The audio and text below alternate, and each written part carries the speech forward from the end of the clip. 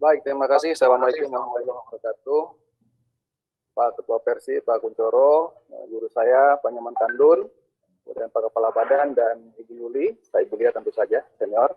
Oh ya, Pak Guru saya, Prof. Chandra, dari India. Senang sekali saya bisa bergabung, terima kasih atas undangannya.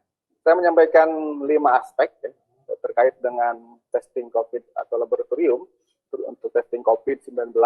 Yang pertama adalah aspek kesiapan laboratorium, kemudian yang kedua adalah handling technical aspek, lalu yang ketiga akses dan equity-nya, kemudian yang keempat ini mungkin mengulang apa yang disampaikan oleh Dr. Yuli tadi, hasil yang diharapkan, kemudian ini juga menyambung dengan tadi Pak Nyoman Kandun dan Pak Sis kaitannya dengan health system unity.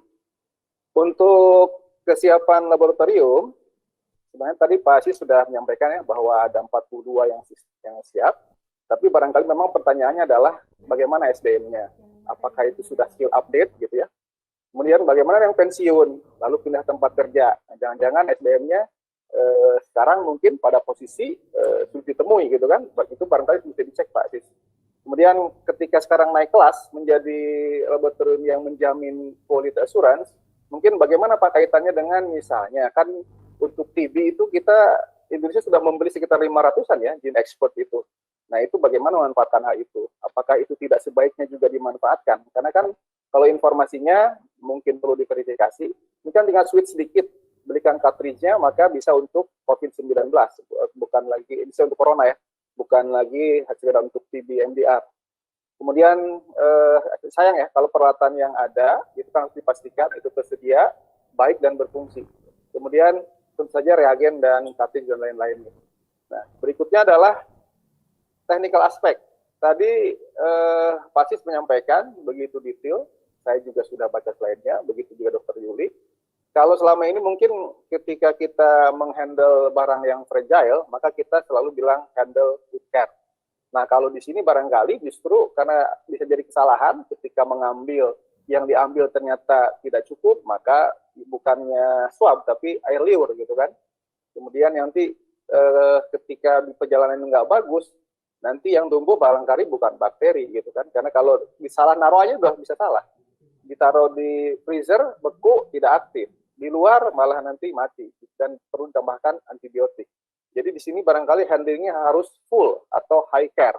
Barangkali seperti itu. Ini juga menjadi aspek yang harus diperhatikan ketika deal with corona ya. Nah, berikutnya adalah aspek akses dan equity. Kalau kita lihat peta terakhir, kemarin jam 12 siang kan 790. Dan kepulauan di Indonesia ini provinsinya hampir semuanya sudah diberi warna merah oleh BNPB ataupun Pusat Krisis Kesehatan. Itu artinya kasus meningkat hampir seluruh provinsi. Nah, di sisi lain rumah sakit yang merawat juga, ya saya yakin Pak Kuncoro mesti sudah punya data ya, ini meningkat yang akan merawat. Walaupun yang diregister misalnya oleh Kemenkes itu 132, tapi pasien bisa datang kemana-mana dan itu menunjukkan kesiapan harus dilakukan oleh rumah sakit. Nah, apakah setiap rumah sakit bisa dengan mudah akses laboratorium ini? Dikaitkan dengan aspek teknikal yang tadi membutuhkan handling with full and high care. Nah, kemudian bagaimana juga dengan masyarakat umum? Bukan cerita ya, karena kemarin Prof. Hasbullah pun, karena beliau bersinggungan dan rapat dengan almarhum Prof. Bambang Sutrisna, kemarin beliau ngantri di mikrobiologi berpanas-panas gitu. Ini juga ada isu yang masalah akses ya, dan equity. Kemudian hasil yang diharapkan. Nah, tadi cerita Dr. Yuli menunjukkan bahwa sebenarnya kita ingin secepatnya menemukan bahwa orang ini di tubuhnya ada coronavirus. Tapi kalau menunggu antigen dan antibodi itu ternyata membutuhkan waktu yang lama.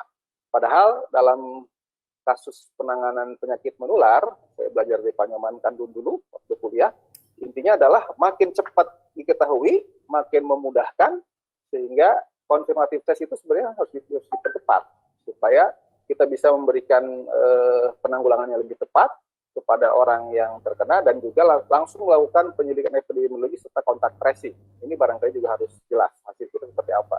Karena kalau misalnya, mohon maaf, ada kebijakan saat ini misalnya menggenjot rapid test, itu kan tetap konfirmasi ulang, tes ulang lagi, tes ulang. Barangkali juga harus kita perhatikan. Terakhir, saya ingin bicara tentang hard system equity. Nah, Kemenkes sudah menyampaikan gambar seperti ini kan, yang apa namanya? Nah, yang seperti ini. Artinya siapa yang perlu ke rumah sakit? Nah, pertanyaannya adalah bagaimana hal itu ya?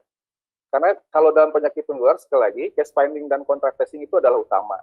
Dan keberadaan laboratorium handal itu menjadi sebuah keharusan.